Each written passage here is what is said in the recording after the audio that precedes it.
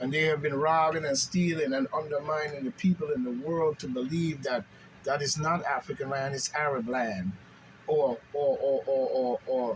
you know, Caucasian land. No, it's African land that they went in there, and that's why Sudan is the most corrupted by the different factions of people in there corrupting it and making it so worse. So the black people and all of them, get killed off and shit like that, and they just walk in and take back over. You know what I'm saying? A lot of that is what they're doing. You know what I'm saying? I even go for Egypt, what they did to the black African people who ancestors built Egypt and so forth on. They had been taking over Egypt a long time ago. You know what I'm saying, invading it, like I said, using the Ottoman Turks, and then the Ottoman Turks let everybody else in. You know what I'm saying? Then you have other religious people doing stuff saying that that's the Holy Land, but it's in Egypt, and so on and so on. You need to look up a lot of this and see what we're talking about. You know what I'm saying? There remains hope that we are with our great people and we will overcome this tribulation.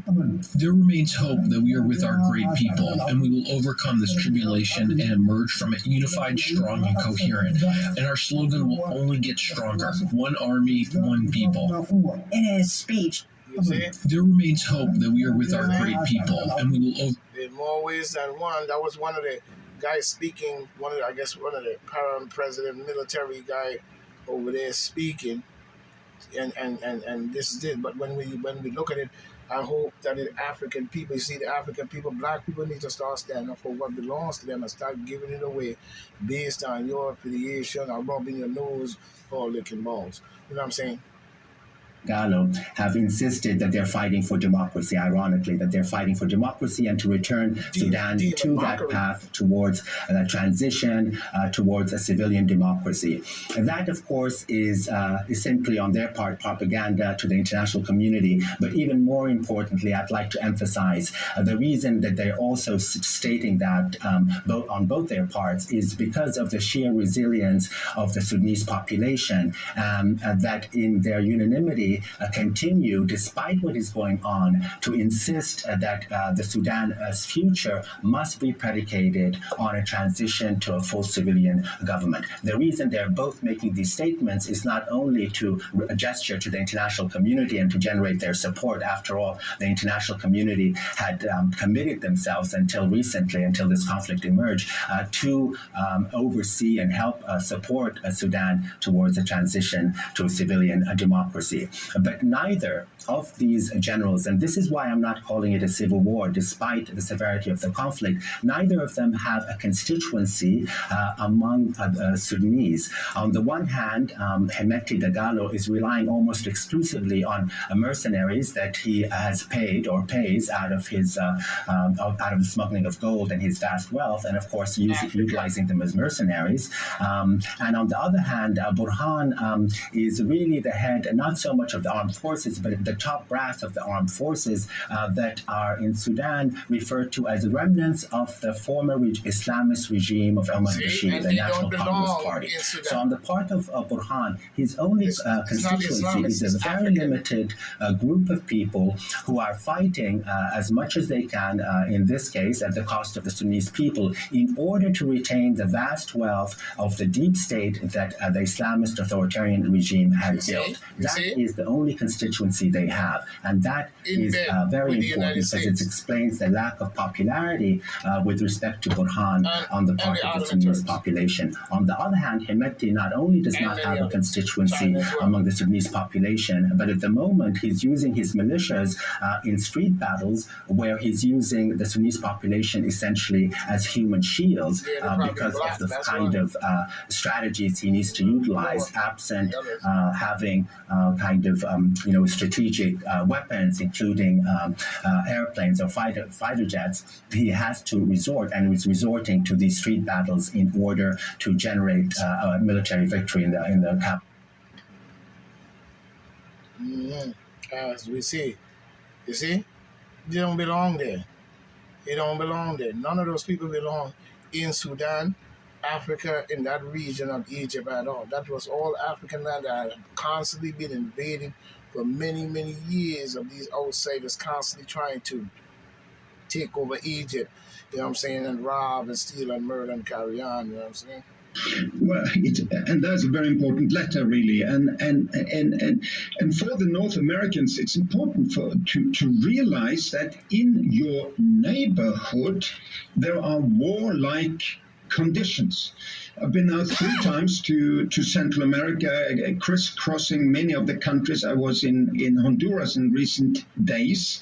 There are thousands and thousands of families in the middle of the crossfire between armed groups, drugs cartels, heavily armed gangs. These people are in the same situation as the Sudanese, or if you like, the Ukrainians or the Syrians that get much more of the attention. So the reason people are moving north is that there is no security for them in Central America. There is no hope for a better future. So we have to do, and what we can do as organizations on the ground with resources from North America, but also from Europe and Gulf countries and so on, is to provide humanitarian protection, education, livelihoods, so that there is hope for a better future there. At the same time, as of course North America needs to honor the legitimate asylum applications for protection of people from your own neighborhood.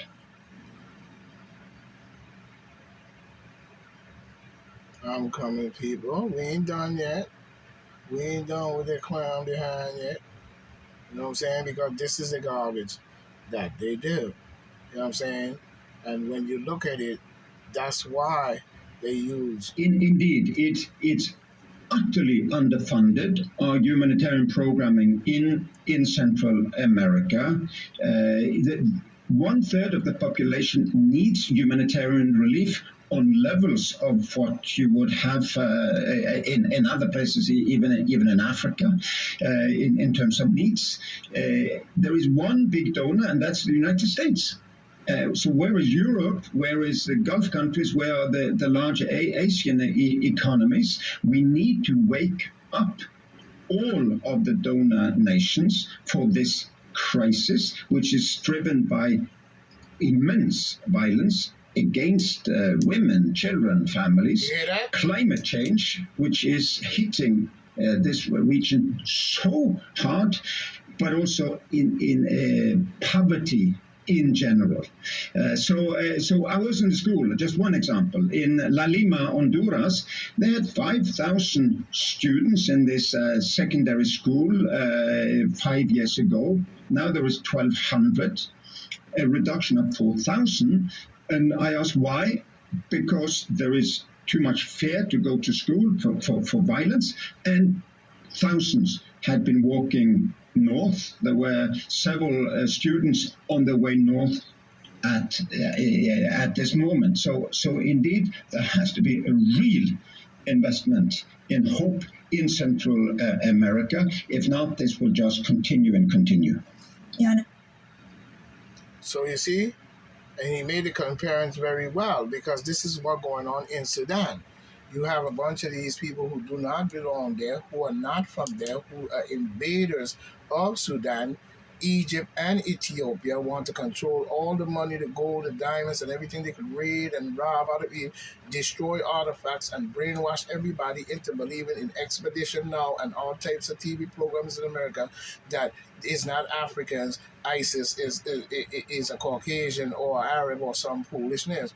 You use the Bible to dehumanize, Africa to African people here in the United States. So when they read the Bible and these preachers preach that garbage, they preach about African ham and all this different foolishness and the Noah story and so on, like General said he was saying, you know what I'm saying, who has brought out that information and cracked their head with it, you know what I'm saying. You see where they have used even the very scriptural Bible to dehumanize the mind of African people against their own people. And then you have even those who just choose to do it because of their sickology in which they have grown up with, coming from wherever they picked it up from. You have a lot of the parents that teach the wrong shit to their kids and not who the child is and who they are. You know what I'm saying? They leave it up to Black History Month, I guess, which is a counterfeit in more ways than one.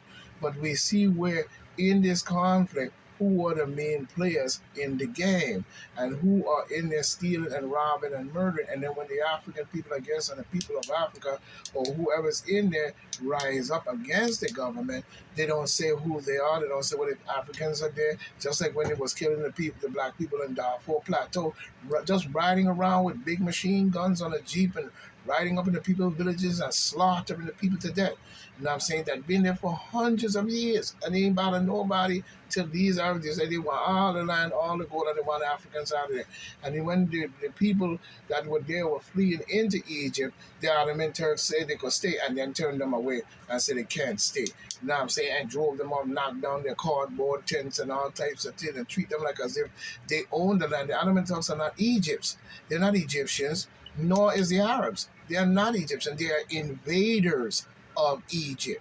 And this have transpired before many people were even born to know what this is about. Even when you look at the 3-day-old war, you see the same bowl in more ways than one. And we know who the 3-day-old war was all about. You need to look that up. This is just stemming from the control even of the Nile River that runs up to Ethiopia. This is why the Eritreans and them did that vulgar garbage that they're doing. And if you notice in the documentary we just listened, the information we just listened to, he said they're attacking women and children. Notice that, and I bet you they're probably black. You know what I'm saying? In more ways than one because they're vulgar. These beasts is vulgar. And then you're talking about Saudi Arabia got business in there, China got business in there, America, and all these people. What are you all doing in Sudan? You know what I'm saying? Talking about gold and oil and all this different shit. And then now you set off a civil war, and now they just fall back and let those people there shoot up each other and kill each other like as if we're going to solve any damn thing, and then striving for power so they could put be back in the hands or put the country back in the hands of foreign and outside influence that should not be in Sudan. Sudan need a clearing out of all foreigners and African people to take control of Sudan back to this what it's supposed to be. Sudan is Africa.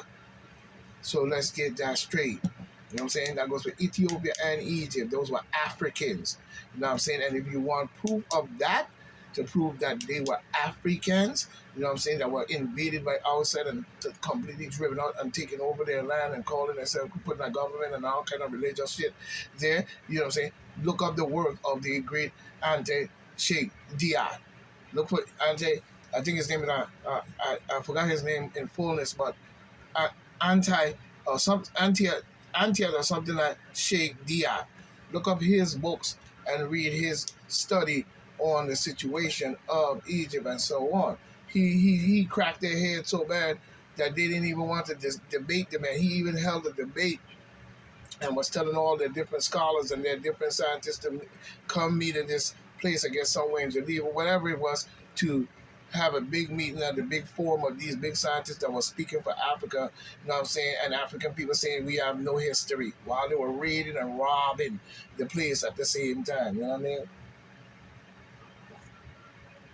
They were part of the rewriting of Africa's history and hiding it. It's not that African history is hidden or hidden. It's just that it wasn't taught to the African people or most of the black people here in America. That's why whenever you see, you had them saying stuff like about African booty scratchers and all kinds of shit, when you know for well Egypt was one of the greatest places where they got all their scientists and all kind of riches about it, while they sitting up putting it in their museums and shit like that, while down south people talking about we monkeys and this and that and the third. See, all this was put into play in order to make you believe that African people weren't human, but they're the humanest people on planet Earth, and they don't have monkey genes in their genetics. You know what I'm saying? That's a fact and point blank, and anybody tells you that bullshit, they're lying. Tell them prove it.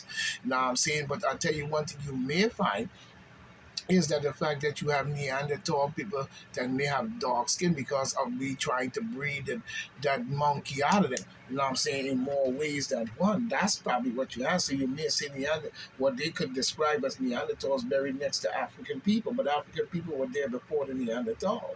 You know what I'm saying? Billions of zillions of years before they came. And also really they're Johnny come lately. But look at what they have done in the process of their Johnny come lately and went into Africa and trying to take Africa for themselves. 95% of the people that you see in Egypt and Sudan and Ethiopia, and you know what I'm saying, most of them do not belong there, especially if you have an Arab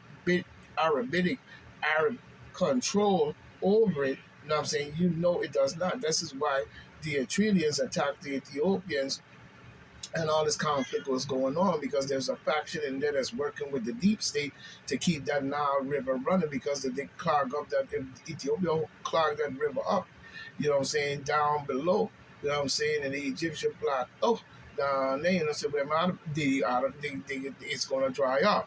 You know what I'm saying? So that's why they're going to always keep, you know, taking, this is what they do. So they're going to attack the Ethiopians and shit every time the Ethiopian government or president or something, or the country decide that they're going to take control of the Nile River and cut it off.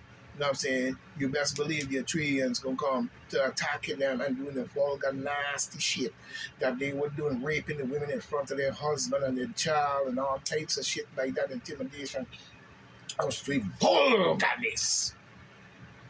And this is what's going on in Sudan right now. You know what I'm saying? Probably the raping and the killing of the children. Notice how we say the attacking of the women and the children. You know what I'm saying? Even the hospitals are shut down, and they ain't getting this, and people can't even bathe the skin and the water. Then while this conflict going on with these people who have invaded Sudan and Egypt and Ethiopia and trying to take control of that region, this is why they try to make it talking about is the Holy Land and the 12 tribes of this and of that. That's bull. That's Africa. That's Egypt. That's Egypt. Why you don't validate your stuff somewhere else, like in Bogota? Why you went into Egypt, Africa, and then tried to convince the whole world to believe in that was not Africans? So we can come in here and take what we want and kill who we want and rape who we want and do what we want and enslave them and gut them like fish. The main human people on the planet who created solar power. And damn near every damn sport they got, probably, you know what I'm saying? And more than that, you know what I'm saying? Even the damn engine in a car, probably, you know what I'm saying? And all kind of got, but mainly got the minds of the people based on a religious concept about African people that was garbage, trash, and full of crap. And who did that is all kinds of foreigners that got it together in some kind of presidential looking coalition place where they were meeting and discussing African history and saying that Africa had no history. Africa had no history and so on, and then writing these dark books and putting them out there, making you believe in these books in the libraries and the colleges that African people ain't got no history and none of this and none of that and all kind of bullshit. And then finding ways to convince the African people, even in colleges, to follow down the road of the destruction of their own people, talking about a Greek fraternity. My question is, too many college black people, you're talking about alpha, beta, sigma, digma, nigma, and rigma, and all kind of Greek terminology. What happened to the African, 400 cc's of African trueness, trueness of African understanding of its operation? You know what I'm saying? Of greatness. You know what I'm saying? You don't see nothing, just make a little analysis of it, but you don't see that in colleges. Where's the African fraternity for African people and black people and so on and so on? You see, when we integrated into their system, we are integrated into a whole bunch of lies, corruption, and bull. Now you got to understand that when you get integrated into something, especially into their government and being governed by them and this and that and the third and the fourth and the fifth, after coming out of mostly bad conditions many times, you know what I'm saying? And even when Black Wall Street was flourishing and was growing and doing this and that even got destroyed and pushed the black people in that area again back into this more poverty and this and that. But you got to understand that over generation and time, you're not going to be there when they pull these systematic tricks. So they're going to do it in generation and time, such as we see today going on in the killing and the shooting and this and that amongst the black people in the neighborhoods and so on and so on and so on. Now young kids calling themselves a shooter. So you went from your mama house, your mama gut, your father nuts or whatever, into this world, and now all of a sudden you a killer, a murderer, and this and that. And your mother should be really ashamed of what you have become. You know what I'm saying? And if many that follow, loyalists to these beasts as well.